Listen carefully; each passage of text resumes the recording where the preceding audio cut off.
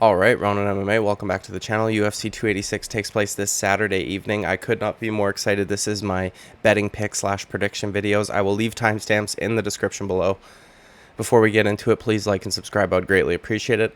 I'll thank you in advance and apologize for asking because I'm Canadian, so thank you very much for your subscription. And sorry, please don't be the kind of guy that doesn't do the thing that they've already been thanked for. Now, let's get right into it. Okay. Juliana Miller versus Veronica Macedo, or Veronica Hardy. I'm not sure what she goes by now. It says Macedo on the UFC's page or website. I have to go with Juliana Miller here. Okay, Veronica Macedo, I thought she was way older because of all of the time that she's taken off, which is crazy. That means that she's, been fighting since a very young age. She's taken 3 years off, and she's only 27 years old. We typically don't see that from people in their 20s, especially like when she left on her hiatus. She was only 24 years old. I think that, if I'm being brutally honest, man, it seems like she's doing fight camp and getting in fights, or even scheduling this fight simply because she wants to be able to talk about it on her podcast. And I'm not doing that to be disrespectful or anything like that, but it's a topic of conversation, and I understand that it would be. It's just, you haven't fought in 3 years. Before her layoff, she was doing, with all due respect, horribly.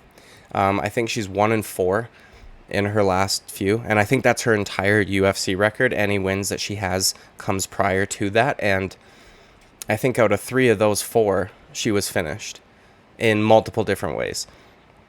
Juliana Miller is a very young, hungry up-and-comer. I would imagine she's doing this full-time. She doesn't have podcasts that she has to worry about and things like that. I would also be really curious. Sorry, there was dust flying there. I would also be really curious if Dan Hardy is allowed in the building. I don't know if anybody remembers this, but I think it was Randy Couture's son who once fought in the UFC, and Randy Couture was not allowed in the building because of things that were going on with him in the UFC. As we all know, Dan Hardy had that falling out, and he is, at every chance he has gotten, they initially kind of trashed him, okay? When the whole thing first happened, I thought he was a little out of line, to be honest, with the Herb Dean thing. I don't know what happened with the female that they were talking about, but after that initial, press release that the UFC did, essentially explaining why they fired him, they never really talked about him again. Whereas Dan Hardy's continuously gone on a bunch of podcasts and just talked unbelievable amounts of shit.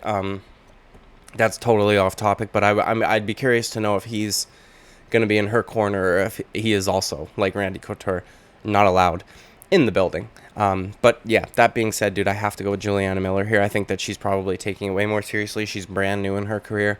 She hasn't had massive layoffs for a young lady like we see Veronica do. I don't think that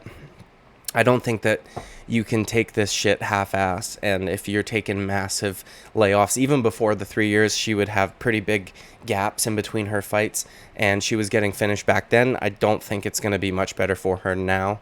I think Juliana Miller is going to get this one done. So, she's got a lot of arm bars and Kimuras on her record. We have seen Veronica Macedo lose by similar submissions. I hope that Juliana Miller can pull off a finish, but if not, we'll see a boring decision going Juliana Miller's way. At least I think so. Next fight, Jai Herbert versus Ludovit Klein. Goddamn, dude. Jai Herbert's very good. He's underrated. And to be fair to him, a lot of his losses come against really good competition. We've seen Elio Porturia stop him. We've seen Renato Moicano stop him. We've seen Francisco Trinaldo stop him. And despite Francisco Trinaldo being old as dirt, we know he's a crafty veteran, and he's still a tough out for almost anybody. His last time out, he beat Kyle Nelson, but wasn't in the most exciting. You should be beating Kyle Nelson a little bit better than he did. I would pick Jai Herbert if it wasn't for, he seems to have a little bit of a chin issue. So I hope he can get this one done, because I would like to see him fighting better competition. He's very good, very underrated, and It's just the chin seems to be a bit of an issue. So I'm going to go with Ludovit Klein here. He's on a 2-fight win streak. Both of them are decisions. One of them split, so not the most exciting, or you know what I mean. It's not like he's finishing dudes, but I think he could probably finish Herbert just because of the chin. 2 losses. Ludovit Klein had 2 losses before that, where he got finished by Nate the Train, which I'm not going to fault him for that, dude. Guy's a train. Get off the tracks. And, yeah, man. If you look at his career before the UFC, ton of knockouts, so he's obviously got power. It's just that once you move up in competition, obviously it's harder to hit guys clean. But that being said, I don't know if he needs to hit Herbert totally clean to rock him. So I think we see Ludovit Klein getting it done here. Next fight, Joanne Calderwood versus Luana Carolina. First of all, thank the MMA gods and Dana White, or whoever the fuck makes the order of the card, that they removed this from the feature fight position on the main card. I think that should be illegal, especially since there was already a female fight on the main card of the pay-per-view. Are you trying to fucking put people to sleep right before Justin Gaethje versus Rafael Fiziev? I don't understand it. I'm not trying to be an asshole with this shit, but dude, typically, obviously there's a few outliers, typically, when you put a female fight on the main card of a pay-per-view, unless it's like a championship fight, right, or like Joanna Jędrzejczyk and Zhang Weili, I get it, there's outliers. The vast majority of the time, it is a fucking mood killer, and I don't want to see it. If you're going to put females, especially ones that aren't fucking champions, sorry guys, my nose is fucked, on the main card of a pay-per-view, I want it at the first fight, so that we can just get it out of the way. Or the second, maybe, more strategically, so that you can have a great first fight. But then you just ruin the mood. So no, fuck that. First fight of the night or bust. With all that being said, dude, I've got to go with Joanne Calderwood. Or Wood now, I guess. My bad. I mean, if I'm being honest, dude, I've got no clue. Women's MMA is hard to pick, okay? Because you'll look at history and past fights and the way that they fight, and then one chick will come out and do all of the good things that she wasn't able to do, and another chick will come out and do all of the horrible things that she hadn't been showing in her last few fights. So this is a hard one, because they both have really losses that haven't aged the best. Like Joanne has lost to Cynthia Calvillo, who was fucking horrible everywhere and cringe as fuck, and Luana, on the other hand, got spinning elbow KO'd by Molly McCann in a fight which she lost the first 2 rounds on the judges' scorecards anyways, which is fucking awful, dude. So, I'm going to go with Joanne, dude. Joanne Wood here. Calderwood, whatever the fuck her name is, okay? Probably by decision. So, yeah, because I can't see Luana finishing her. And Joanne Calderwood's a crafty veteran sometimes. So I think she'll get it done, okay? Next fight, Jake Hadley versus Malcolm Gordon. You will never see me pick my countrymen. Ever. Ever. They can't be trusted, even as a 4-1 underdog. It would be worth it to put money on Malcolm Gordon. I'm still not going to fucking pick him. I'm going to pick Jake Hadley. The odds are a little crazy. However, I think Jake Hadley looked very good his first time out. I think perhaps he had some like octagon jitters, or perhaps, maybe he had a bad training camp, or who knows, his first fight in the UFC. There was a lot of hype behind him. And then he came out and showed us what he was supposed to, Yeah, Malcolm Gordon loves to get finished. Literally every single loss on his record is finished 6 times. 3 of those in the UFC, 2 by submission. Jacob Hadley loves to get submissions. I think we see Jacob Hadley get a submission maybe in the first fucking round, dude. Who knows? Quick. Malcolm Gordon ain't it. He ain't it. Christian Leroy Duncan versus Dusko Todorovic. I'm going to go with Christian Leroy Duncan here. This is a very exciting prospect. I believe this is UFC debut. I am very excited to see this guy and what he can do in the UFC. He's 7-0, but that is a very deceiving record, right? Like, we've seen guys like, for instance, Cedric Dumas on the last card there. 7-0. Obviously didn't have much of an amateur record because he sucked. And he got exposed in the first couple minutes. If he ain't landing something in the first minute, he looks like shit. Whereas Duncan, I believe, had 16, or he has a very long amateur record, and his losses he got over with. All of his losses come in his amateur record, and I believe, if I'm not mistaken, all of them were decisions, and I think a couple of them were even split. So it's not like he's getting blown out of the water by guys. And since he's turned pro, his record is just all the more impressive. He's getting finishes as opposed to decisions. You don't see him, he hasn't lost, right? I feel like he got the hard stuff out of the way. Because you lose in the amateurs, you have an extensive amateur record, you're able to find your holes and fill them, right? So I think that's why Christian Leroy Duncan is so hyped up right now. And Todorovic is good, obviously. He's been finished a couple times, KO'd more specifically. So I don't know, man. I think we see Duncan get a finish here, probably early on. But he's going to get it done nonetheless, I would imagine. Christian Leroy Duncan. Very, very, very excited to watch this guy fight. All right, Lerone Murphy versus Gabriel Santos. Okay, this is just a total fucking UK showcase card, eh? Lerone Murphy is another very good prospect. He finished Amirkhani last time out, I believe, with a knee, which is good, and that might be a little bit of foreshadowing for what happens to Amirkhani on Saturday night. Yeah, man. He also beat Silva de Andrade, who, as we know, is good. He's also a savage, who at the time his record was 26-3, which is very impressive. He's got a finish over Ricardo Ramos. So every UFC fight, right, he hasn't been fighting bums, and it just looks like he keeps getting better and he keeps getting it done. That being said, though, dude, Gabriel Santos is very good. He's 10-0 himself. He gets finishes everywhere. He's got head kicks, liver shots, rear naked chokes, very, very diverse in terms of finishing abilities. He's got some good wins over good competition at LFA, and, he's good guys with good records. He's not fighting nobodies. So I think Lerone Murphy gets this one done. However, he's really got to mind himself and watch his P's and Q's, because Gabriel Santos is no joke. He could fuck you up if you ain't careful. So I'm going to go with Lerone Murphy, but he's going to need to be careful. And if it turns out that Lerone Murphy's a massive, massive favorite, I don't know that would be worth putting money on, because it's a scary one, dude. You never know. Which is leading me to my next fight. Muhammed Mokaev versus Jafel, Filho. Okay. If the odds makers had this a little closer, I would be picking Muhammed Mokaev, because I believe that that's the safer pick.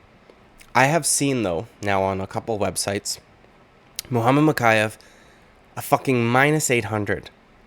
And I have seen others, plus or minus 675, things like that. So huge favorite. And Jafel Filho was fucking plus 650, plus 675, things like that. When I see that big of gap in the, I can't help but think about the Charles Johnson fight, man. I know Muhammed Mokaev's very good. I know he's talented and skilled.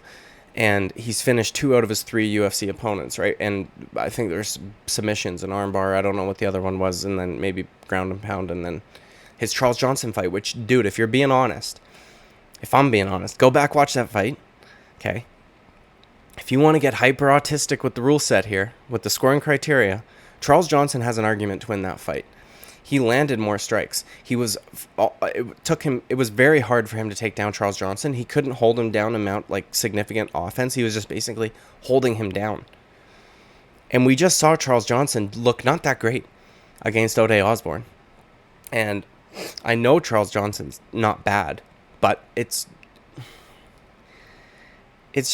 concerning to me, especially when he's at a minus 800. That's fucking wild, dude. This Filho kid is good, man. He's got a ton of submissions on his record.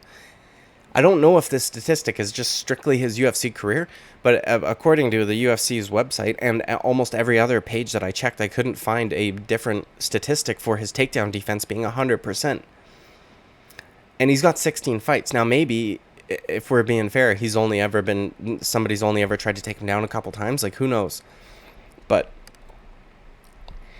he can finish you almost everywhere. I believe he got a KO in the Contender Series. And then he gets subs, yeah. I'm actually going to pick Filho here to upset Muhammed Mokaev.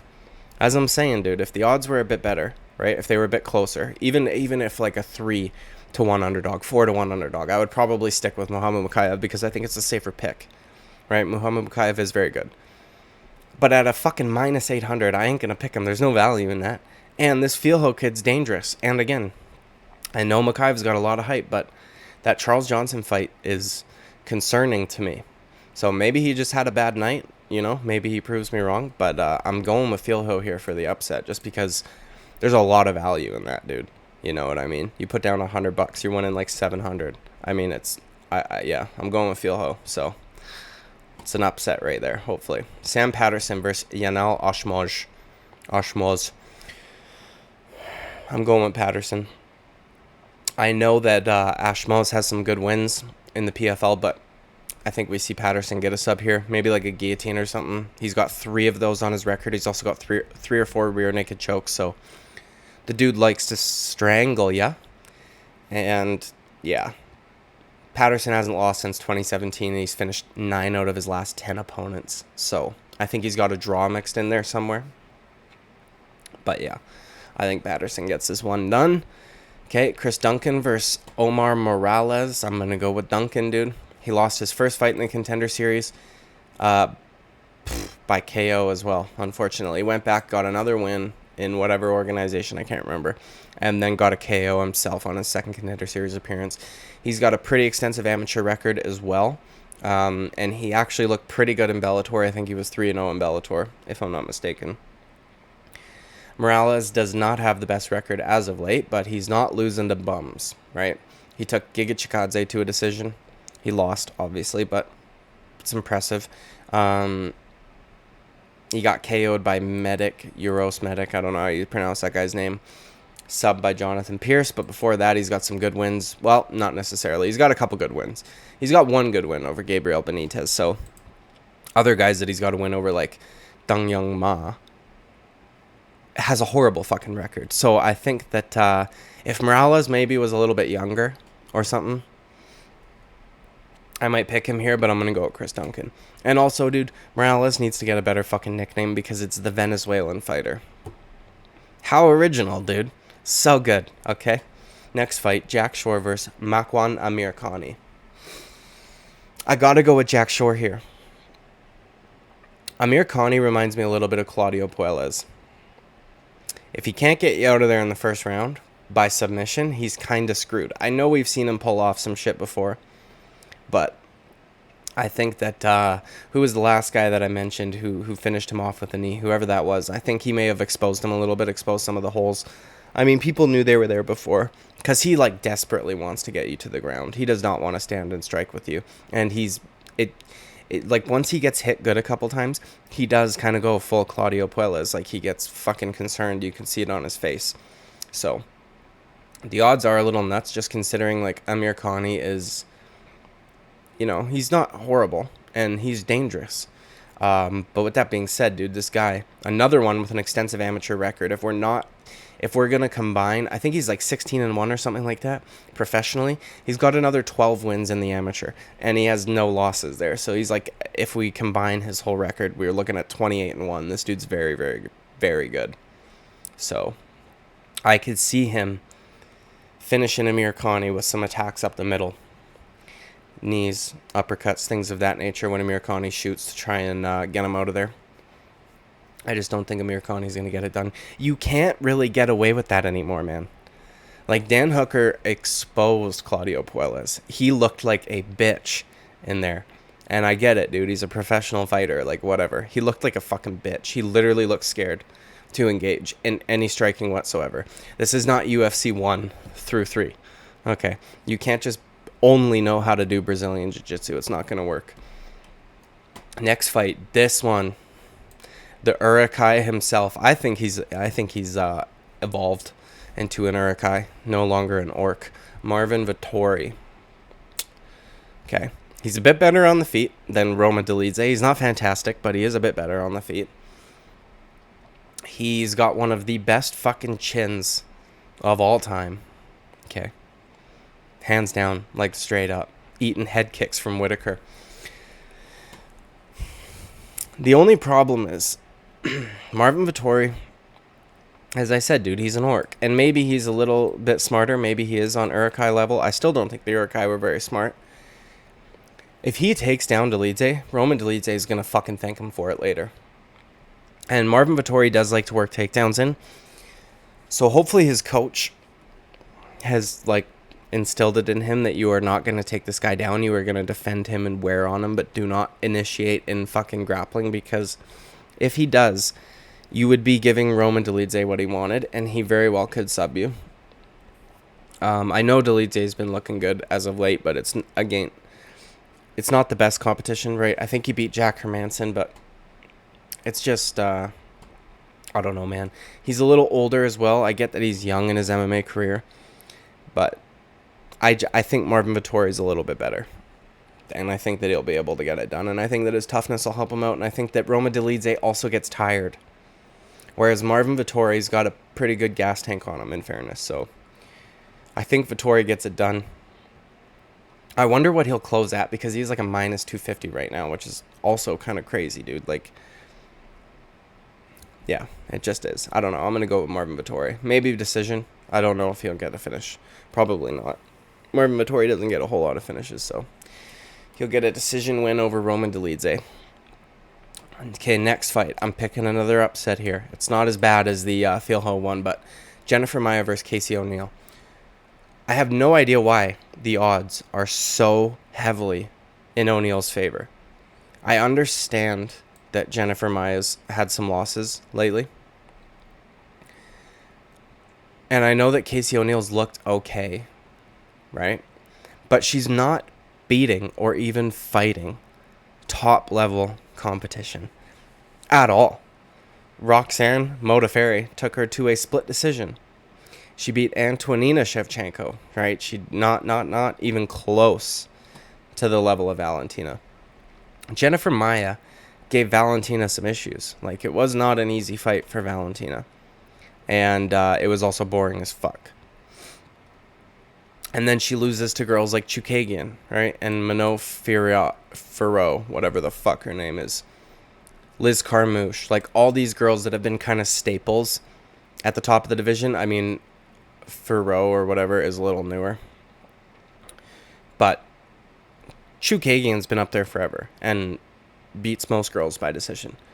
Liz Carmouche is a tough out. She's, you know what I mean, big. And, of course, Valentina. Whereas, like, O'Neil hasn't fought anybody even fucking close to that level. And it's easy to look dominant when you're fighting.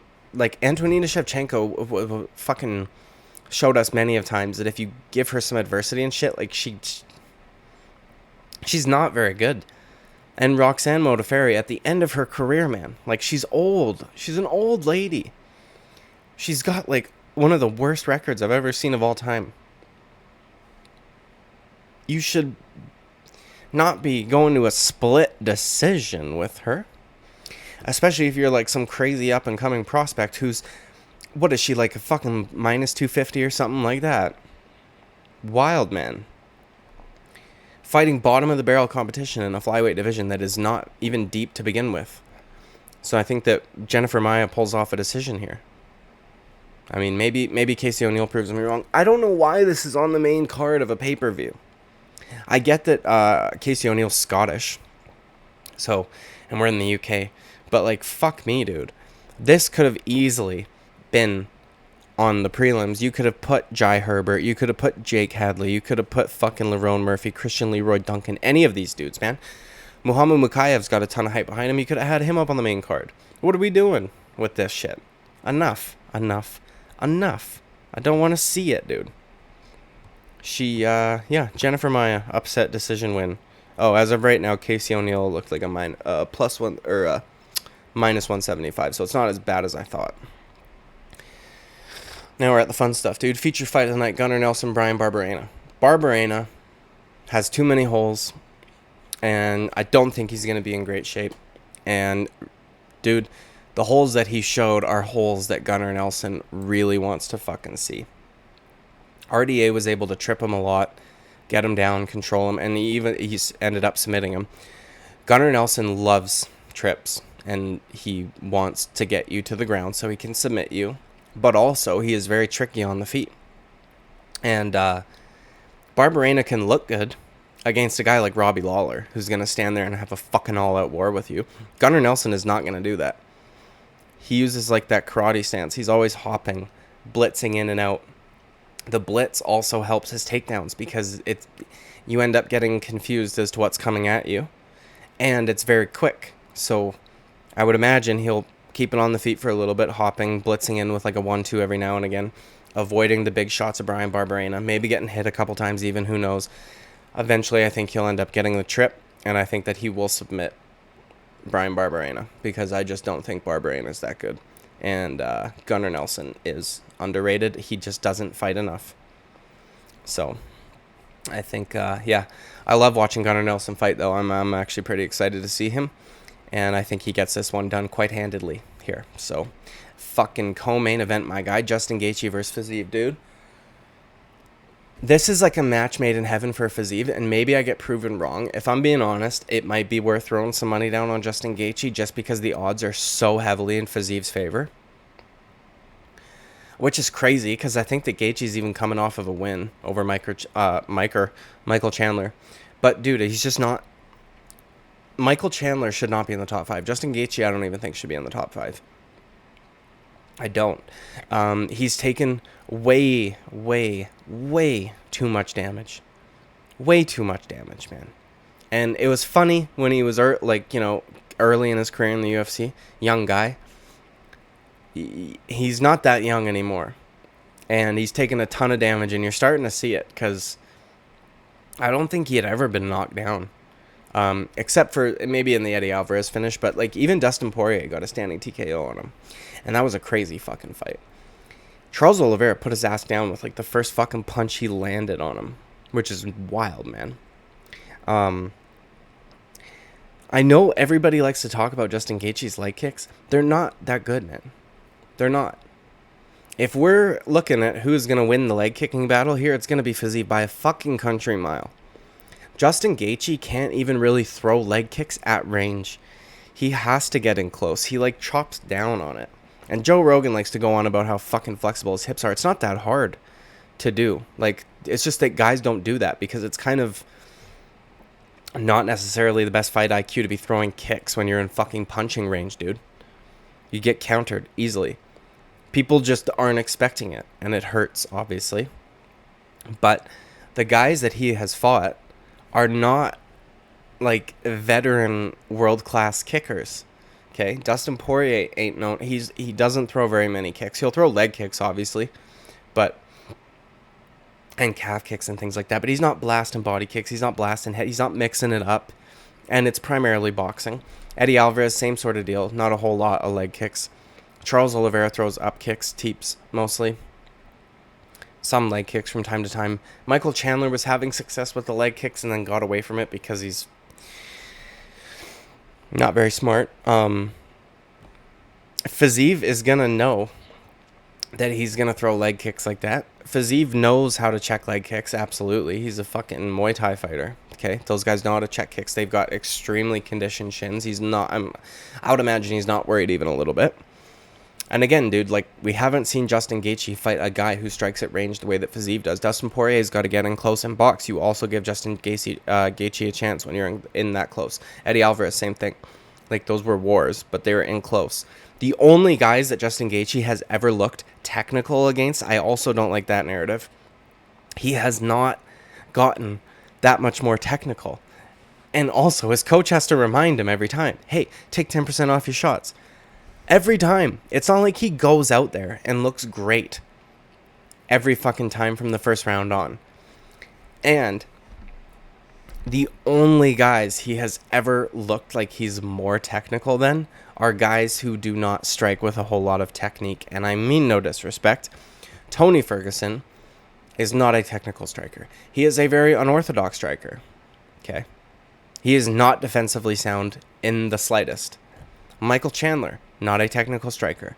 Just throws fucking haymakers like a handy. That's it. Not defensively sound, not a technical striker in the slightest. Those are the only people that Justin Gaethje has ever looked like he is out-techniqued. And if I'm being honest, there were times where he looked worse. He fucking overextends on his shots way too hard. His head, he'll throw a right hand, his head will be like down by his opponent's fucking knee. It is wild. He is not that technical. He is tough as nails. I respect the fight style. It's fun to watch. Fiziev, though, is not... He's going to try not to engage in that. I mean, I know Gaethje's going to be pressuring him. Gaethje has to push him back because you're going to try and... He's going to try and pressure the kicks of Fiziev. It's harder to throw kicks off the back foot. That being said, though, Fiziev could probably kick from anywhere. Pardon me. Another thing to keep an eye out for. Justin Gaethje, whoops, I just kicked my desk. Justin Gaethje does not like body shots, and he is very open for them. Always. Always, always, always. But everybody, for whatever reason, tries to headhunt on him, even though he's got one of the best chins.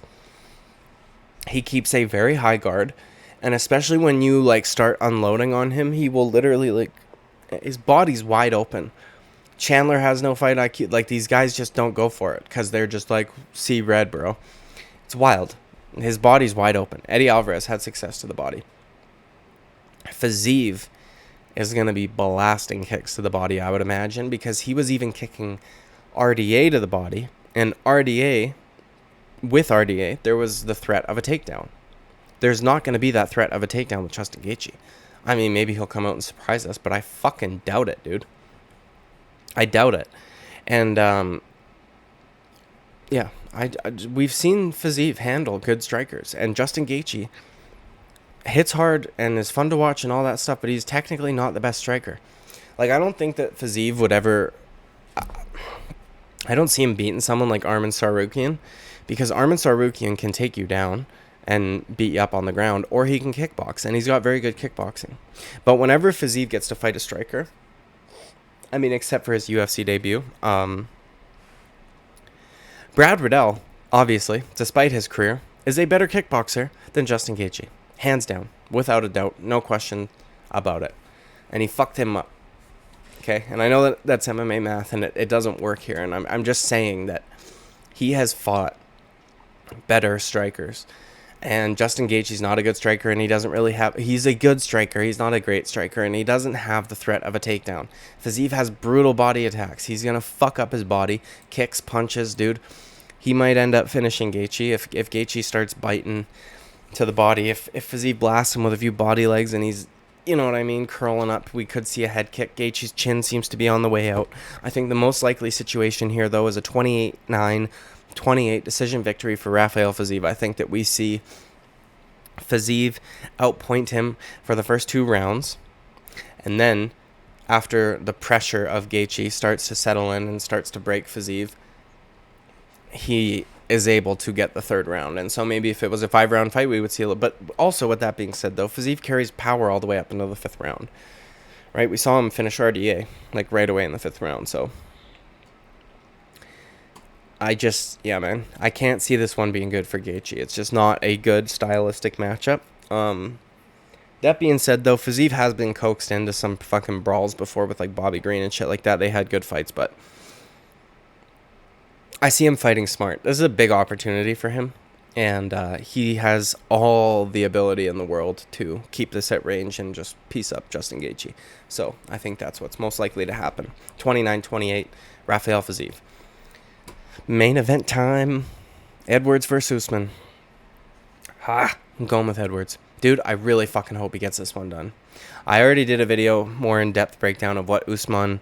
or what Edwards needs to do, what I want him to do, what he will do, I think, to get this victory. I think it was someone in my comment section, I think it was LeBron, reminded me.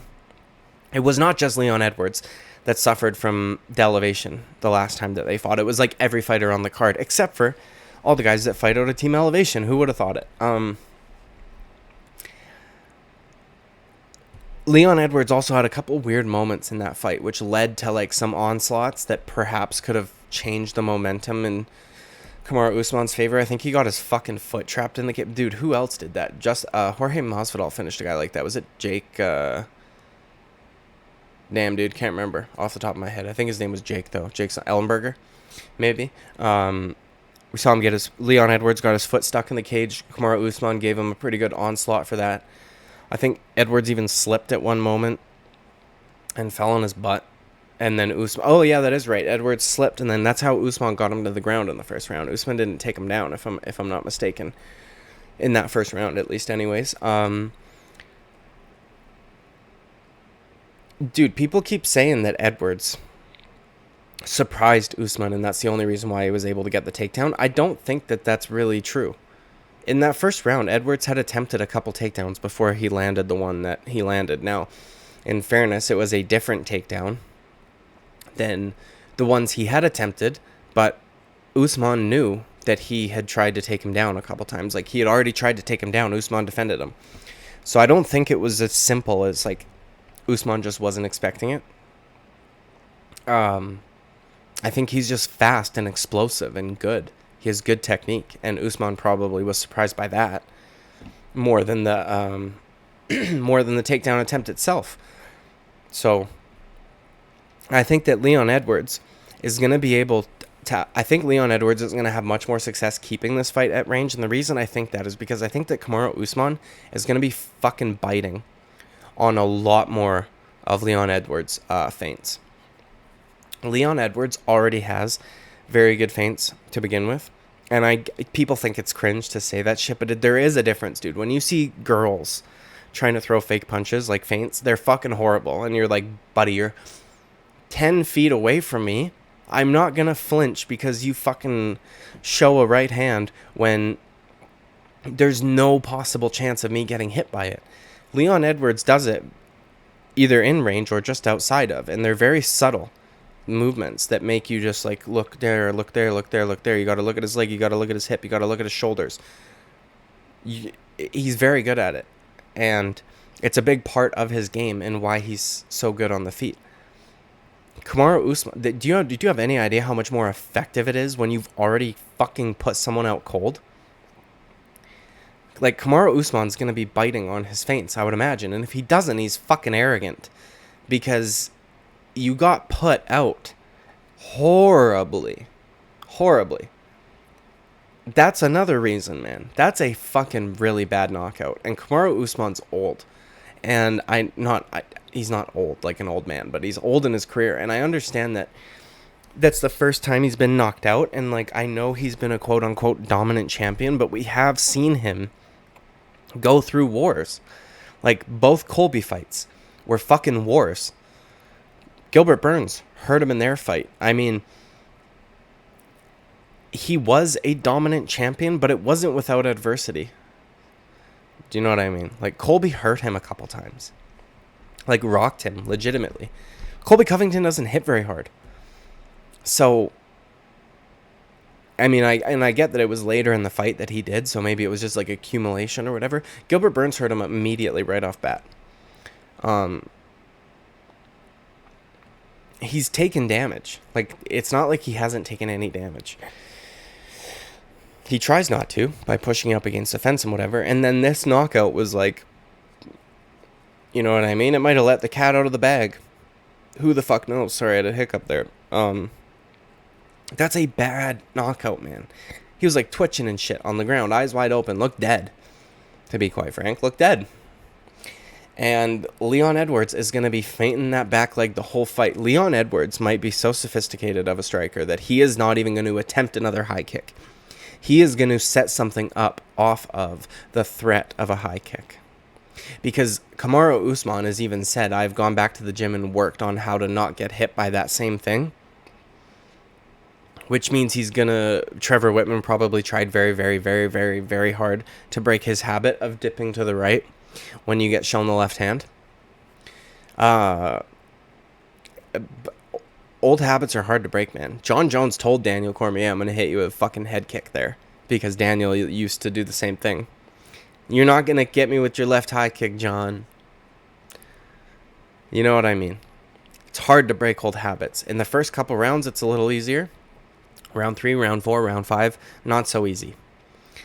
And there's only so much you can do. If you've been doing that from the time you've started fighting till now when you're like 36 years old or whatever the fuck, that's going to be a very hard habit to break. And also, you can't just not move your head, right? So I wonder what they've done. Now, yeah, I think Leon is going to take his time in the first round, see what Kamaru bites on. Maybe not. Maybe he just goes out there and fucking bum rushes him. Who knows? I understand that Kamaru Usman's probably a safer pick. I just really, really, really don't want him to get this one done, because I think that if he wins the belt, he's going to retire. And if he does win, it's going to be a fucking very boring fight. Now, another thing to keep in mind is, like, Kamaru Usman, I would imagine, has a pretty big ego, because I think you kind of have to be, or have to have a big ego to be, like, that good. If he really wants to get this one back, I could see that being a mistake also. Like, if he is not okay with winning a fucking boring up against the fence decision, and he wants to go out there and fucking knock Leon out, I could see that being an issue for him as well. I just think Leon is the far superior striker. I think that Usman's going to be fucking terrified to get knocked out. And he'll pretend like he's not, but he is. You can't not get knocked out like that and then not be fucking terrified, okay? So, Leon Edwards. That's it. That's the end of my video. It's a very long one. Again, I'll put the timestamps in the description below because y'all wanted them. So, I will. And please like and subscribe. I would greatly appreciate it. I'll thank you in advance and apologize for asking. Thank you so much for your subscription. And sorry for asking, because I'm Canadian. Now, please don't be the kind of guy that doesn't do the thing that you've already been thanked for. I will see you at the next video. Bye-bye.